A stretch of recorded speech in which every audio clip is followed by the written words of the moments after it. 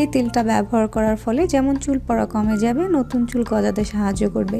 তাছাড়া অনেকের মাথায় খুশকি থাকে, সেটারও সমাধান হবে। অনেকের চুলে ফ্রিজি ভাবটা থাকে, সেটাও দূর হবে। তো আশা করছি আজকের এই হার্বাল তেলের ভিডিওটা থেকে আপনারা অনেক উপকৃত হবেন। এই হার্বাল তেলটা তৈরি করার জন্য এখানে আমি কিছু ভিঙ্গিরাজ পাতা নিয়েছি, বা এটাকে কেশরাজ পাতাও বলে থাকে। তো এই পাতাগুলোতে এরকম সাদা সাদা কিছু ছোট ছোট ফুল হয়ে থাকে। এই পাতাটা পুরোটাই নিতে হবে, মানে গাছ সহকারে নিতে হবে, কারণ এর প্রতিটা অংশেই কিন্তু আমাদের চুলের জন্য অনেক উপকারী। এগুলো কিন্তু চুলকে কালো করতে সাহায্য করে, সবচেয়ে বড় কথা এটা নতুন চুল গজাতে অনেক সাহায্য করে। 1 মুঠ নিয়েছি নিম পাতা। নিম পাতা কিন্তু আমাদের মাথার ত্বকের বিভিন্ন সমস্যার সমাধান করে, যেমন খুশকি দূর করে, চুলকানি দূর করে, এবং বিভিন্ন ধরনের ফুসকুড়ি থাকলে সেটারও সমাধান দেয়। 1 মুঠ নিয়েছি মেহেদি পাতা। 1/4 কাপ নিয়েছি অ্যালোভেরা। অ্যালোভেরা কিন্তু আমাদের চুলকে সিল্কি করে, লম্বা করতে সাহায্য করে। 3 টেবিল চামচ নিয়েছি আমলকি। আমলকি যে আমাদের চুলের জন্য কতটা উপকারী সেটা নিশ্চয়ই বলে বোঝাতে হবে না। 1 কাপ নিয়েছি পেঁয়াজ। পেঁয়াজ কিন্তু আমাদের নতুন চুল গজাতে অনেক হেল্প করে। আর 3 টেবিল চামচ নিয়েছি মেথি। মেথি কিন্তু আমাদের চুলকে লম্বা করে আর সিল্কি করতে, তারপর ফ্রিজিনেস ভাব দূর করতে এবং শাইনিং করতে অনেক হেল্প করে। 2 টেবিল চামচ নিয়েছি কালো জিরা। কালো জিরা কিন্তু আমাদের চুলের জন্য অনেক উপকারী। আমরা কিন্তু অনেক সময় নাইজেলা তেলটা ব্যবহার করি চুলের বিভিন্ন সমস্যা সমাধানের জন্য, সেটা কিন্তু এই কালো জিরা দিয়েই তৈরি। আর একটা নিয়েছি জবা ফুল। জবা ফুলটা কিন্তু আমাদের চুলকে সিল্কি করে, ফ্রিজিনেস ভাব দূর করে এবং রাফনেস দূর করে। তো আপনাদের কাছে যদি জবা ফুলটা বেশি থাকে তাহলে 1 মুঠের মতো ব্যবহার করতে পারেন। আমার কাছে একটা ছিল, তাই একটাই ব্যবহার করেছি। একটা তেজপাতা নিয়েছি। তেজপাতাও কিন্তু আমাদের চুলের জন্য অনেক উপকারী।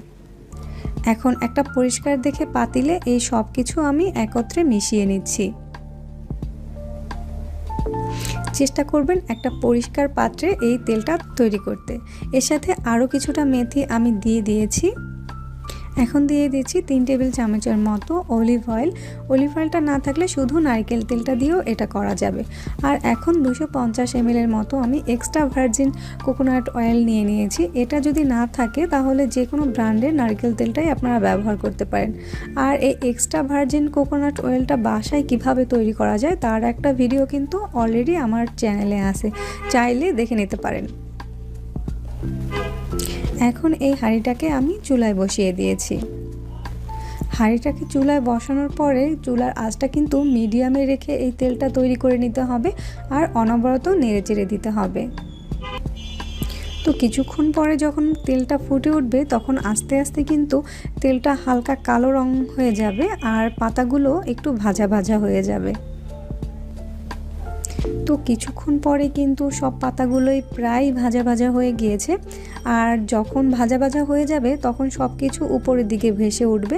এটা দেখে নিশ্চয়ই বুঝতে পারছেন। আর তেলটার কালারটাও কিন্তু চেঞ্জ হয়ে যাচ্ছে। যখন তেলটা পুরোপুরি হয়ে যাবে তখন উপরে যে ফেনাগুলো উঠছিল এতক্ষণ, ওটা কিন্তু ওঠা বন্ধ হয়ে যাবে। এবার তেলটাকে আমি চুলা থেকে নামিয়ে ঠান্ডা করে তারপরে ছেঁকে নিচ্ছি।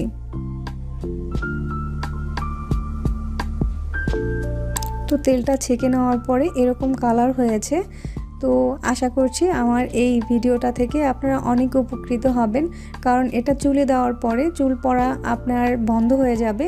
তেলটা থেকে পুরোপুরি উপকার পেতে তেলটাকে কিন্তু সপ্তাহে 3 দিন লাগাতে হবে, আর সেটা চুলের গোড়া থেকে শুরু করে আগা পর্যন্ত পুরোপুরি লাগাতে হবে।